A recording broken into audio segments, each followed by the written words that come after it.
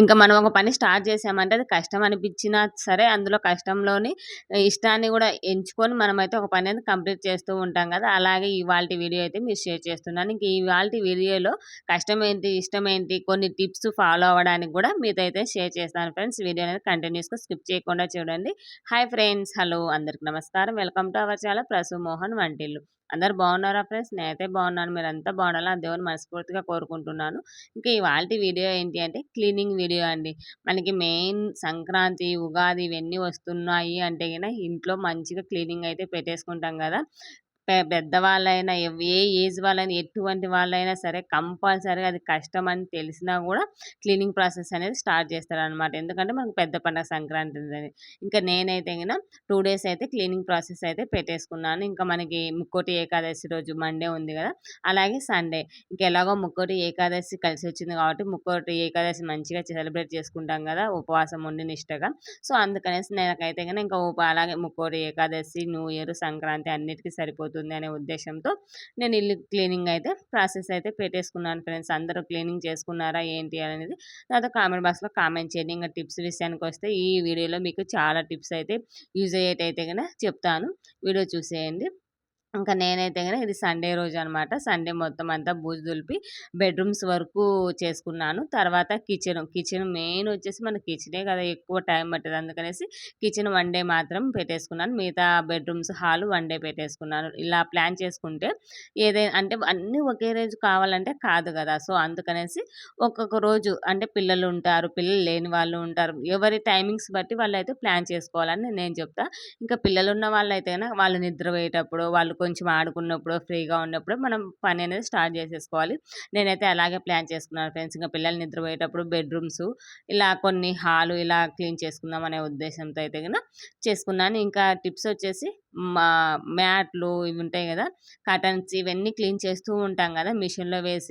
మిషన్‌లో వేస్తే కర్టన్స్ పాడైపోతాయని చాలామంది అనుకుంటారు. నేనైతే ఆ వీడియో స్కిప్ అయిపోయింది నాది ఎండో క్లిప్ అనేది.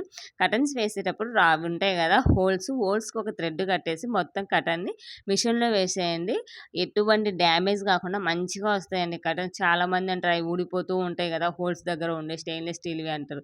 బట్ అలా ఏమి జరగదండి. ఒక థ్రెడ్‌లాగా కట్టేసి దాన్ని మొత్తం కర్టన్స్ అలా వేసేసామంటే ఆటోమేటిక్‌గా మంచిగా ఉంటాయి. నేనైతే వాషింగ్ మిషన్‌లోనే మోస్ట్‌లీ వాష్ చేయననమాట. ఇంక ఎప్పుడో వాష్ చేసేది. టైం ఉంది నేను చేయగలను అనుకుంటే చేస్తాను. లేదంటే చేయను. సో, ఇదైతే గన ఫస్ట్ టిప్. సెకండ్ టిప్ వచ్చేసి మనము మ్యాట్స్ అన్నీ వాష్ చేస్తూ ఉంటాం గదా! ఇప్పుడున్న నౌ ఏ డేస్ ఆల్మోస్ట్ చాలామంది మిషన్‌లోనే వేస్తూ ఉంటారు గదా! బట్ నేను గూడా మిషన్‌లోనే వేస్తానండి. ఈ మధ్య నేనైతే గన చేత్తో అస్సలు వాష్ చేయడం మర్చిపోయాననమాట మ్యాట్స్ అనేటియి. మ్యాట్స్ వేసేటప్పుడు లిక్విడ్ యూజ్ చేయకోకుండా సర్ఫ్ యూజ్ చేయండి. అప్పుడే మనకు నీట్‌గా వస్తాయనమాట. లిక్విడ్ సేవ్ అవుతుంది గదా! మనకి లిక్విడ్ గూడా ఎక్కువ కాస్ట్ ఉంటుంది. సో, మీకు కాస్ట్ ఉన్నా పర్వాలేదు మేము వేస్తామంటే ఓకేనండి. బట్ మిడిల్ క్లాస్ వాళ్ళుంటారు గదా! నా తోడుపోయిన వాళ్ళు నేనైతే గనక కంపల్సరీ ఇట్లనే ఆలోచిస్తానండి. ఇంకా నేనేం జేస్తానంటే 1 అవర్ ముందుగానే మ్యాట్స్ అన్నీ సర్ఫ్‌లో నానబెడతాను. ఇంకా వాషింగ్‌కి మిషన్‌లో వేసేటప్పుడు లిక్విడ్ అస్సలు వేయననమాట. నానబెట్టిన సర్ఫ్ ఉంటుంది గదా! ఆ సర్ఫ్‌తోనే వేసేస్తాను. కాస్తంత డెటాల్ వేస్తాను. ఇంగ ఎక్కువ ఏం వేయను. లిక్విడ్ అనేది అస్సలు వేయకోకుండా ఈ విధంగా లిక్విడ్‌ని సేవ్ అవుతుంది. మనకి మ్యాట్లు గూడా చాలా క్లీన్‌గా వస్తాయండి సర్ఫ్‌లో వేసిన తర్వాత. ఒకసారి ట్రై చేసి చూడండి. అక్క నిజమే అని మీరు నమ్ముతారనమాట. ఇంకా 2 అయిపోయిన తర్వాత ఇంక కిచెన్‌లోకైతే వచ్చేసాను మొత్తం అంతా. బూజయితే దులుపుకున్నాను. బూజు దులుపుదామని వెళ్ళేసరికి ఒకటి గుర్తుకొచ్చిందండి. బూజు గట్ట ఇరిగిపోయి చాలా రోజులయిపోయింది. ఆ విషయమే చూసుకోలేదు. ఎన్ని సార్లు బయటికెళ్ళింటానో. చూస్తే ఇంక ఏం చేయాలనో అర్థం గాక ఉన్న చీపురుతోనే బూజంతా దులుపుకున్నాం. అందక చైరేసుకొని ఎందుకులే నా కష్టాలు మా వారు గూడా హౌస్ స్టేషను లేరనమాట పిల్లల్ని చూసుకోవడానికి. ఇంక నేనే చేసుకున్నాను ఒక్కదాన్ని అన్ని పనులు. ఇంకా ముక్కోటి ఏకాదశి వస్తుంది కదా! కంపల్సరీగా అంతా నిష్టగా మంచిగా చేసుకోవాలని నిర్ణయించుకొని అప్పుడప్పుడు అనుకున్నా. లేదంటే తర్వాత చేసుకుందాం నిదానంగా అనుకున్నాను. ఇంకా ఏకాదశి వస్తుందనే ఉద్దేశ్యంతో ఇంక అప్పుడప్పుడైతే గన స్టార్ట్ చేసుకున్నాను. చూసారు గదా! మొత్తం అంతా బూజు దులిపేసి, మనము ఇంకా సామాన్లుంటాయి గదా! స్టీల్‌వి మన కిరాణా సామాన్లన్నీ ఎత్తిపెట్టేటియి, అవన్నీ మంచిగా క్లీన్ చేసి ఎండలో అయితే బాల్కనీలో ఆరబెట్టాను. ఇలా మనం స్టోర్ చేసుకునే పప్పులు, ఉప్పులు ఉంటాయి గదా! అవి కొన్ని స్టీల్ వాటిల్లో స్టోర్ చేస్తూ ఉంటాం గదా! ఆ స్టోర్ చేసేటియి అప్పుడే వెంటనే కడిగేసి గుడ్డతో తుడిచేసి పెట్టేస్తే, ఆ పప్పులు ఎక్కువ రోజులు ఉండవండి. పురుగు పట్టే ఛాన్సెస్ ఉంటాయి. ఆ చెమ్మకి గాని వెంటనే క్లోజ్ చేసేస్తాం గదా! సో, అందుకనేసి ఈడొక టిప్పు ఫాలో అవ్వండి. ఎప్పటికైనా సరే పొడిగుడ్డతో మంచిగా స్టీల్ గిన్నెలన్నీ తుడిపేసిన తర్వాత ఒక 1 అవర్ అన్నా ఎండలో ఉంచండి. అప్పుడే అవి స్టీల్ అనేది మంచిగా ఎండకు ఇదైపోతుంది కదా! తేమ ఇలా ఏమీ ఉండదు. అప్పుడు మనకి అందులో కావాల్సిన సరుకులన్నీ పోసేసి నింపేసుకున్నామంటే పొడిగా ఉంటయి. ఎటువంటి పురుగులు గానీ ఇలాంటివి రావడానికి ఛాన్సెస్ ఎక్కువ ఉండవనమాట. లేదు అంటే వెంబడే కడిగేసి గుడ్డతో తుడిచేసి వెంటనే సరుకులు పెట్టేసి క్లోజ్ చేసామంటే ఇంకా పురుగు పట్టేస్తాయి, చెమ్మ వస్తుంది, అలాగే స్మెల్ వస్తాయి. సో, ఇన్ని జరగటి అన్నీ వేస్ట్ అయిపోతాయి కదా! మన కిరాణా సామాన్లనేటివి ఇంకా అందుకనేసి నేనైతే గన ఈ టిప్ ఎప్పటికి ఫాలో అవుతూనే ఉంటాను. మంచిగా ఎండలో పెట్టేసి తర్వాత వాటిలో అన్నీ నింపేసి ఎక్కడివక్కడ సర్దేసుకుంటాను. ఇంకా మోస్ట్‌లీ ఇక్కడొచ్చేసి చాలా తక్కువ సామానే కాబట్టి తొందరగా అయిపోయిందండి. మార్నింగ్ నేను 10కి అలా స్టార్ట్ అయిపోతే 10కి స్టార్ట్ చేస్తే 1 కల్లా అయిపోయింది. ఎందుకంటే నేను ఓన్లీ డైలీ యూజ్ చేసేటి, డైలీ వండుకునే సామాన్లు మాత్రమే ఇక్కడికి తెచ్చుకుంటాను. ఎక్కువ సామాన్లు హైదరాబాద్‌లో నుంచి తెచ్చుకోలేదు. అక్కడే పెట్టేశాననమాట. అందువల్ల నాకు పని కొంచెం తొందరగానే అయిపోయింది చెప్పాలి. లేదంటే నాకు 2 డేస్ పడుతుంది నా సామాన్లు అవన్నీ క్లీన్ చేసుకోవడానికి. ఇంకా కిచెన్ విషయానికొస్తే మన ఆడవాళ్ళ ప్రపంచమే కిచెన్ గదా! 24 అవర్స్ బై 7 మనము కిచెన్‌లోనే ఉండిపోతూ ఉంటాం గదా! ఆ పని, ఈ పని అనేసి.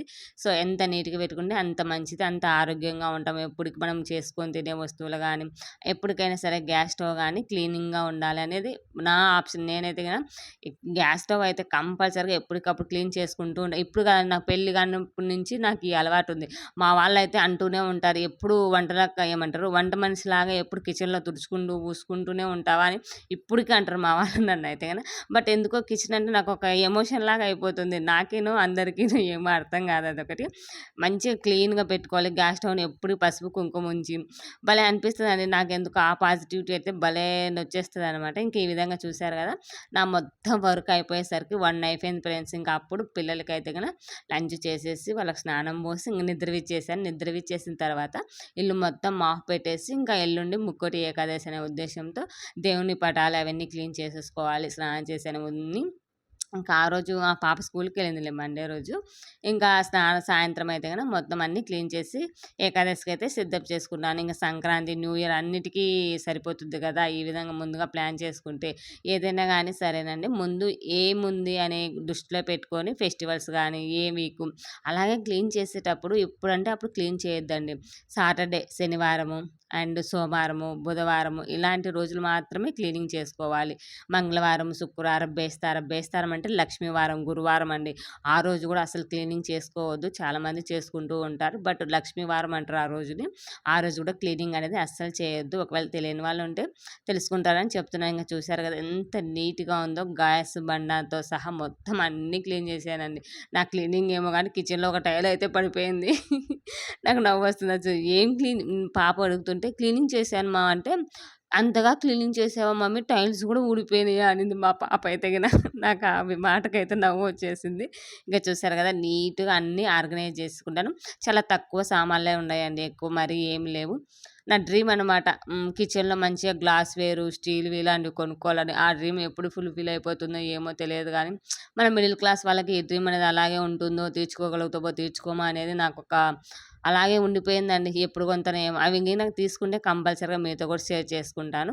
ఇంకా నీట్‌గా అన్నీ ఆర్గనైజ్ చేసేసుకున్నాను. డబ్బాలలో పిండ్లు అన్నీ పప్పులు వేసేసి ఇప్పుడు టైం మోస్ట్‌లీ 2 ఆ టైం 2:30 ఆ టైం అయిపోయిందనమాట. సో, ఇదే ఫ్రెండ్స్ ఇవాల్టి బ్లాగ్ అయితే గన. మరో బ్లాగ్‌తో మళ్ళీ కలుసుకుందాం. నా టిప్స్ ఎలా అనిపించాయి, నేను కొంచెం మార్పులు, చేర్పులు అయితే చేసేసాను. హాల్‌లో, కిచెన్‌లో ఎప్పుడు ఒకేలాగా ఉంటే మనకు కూడా బోర్ కొడుతుంది కదా! సో, ఇదే ఇవాల్టి blog. By by. Take care friends.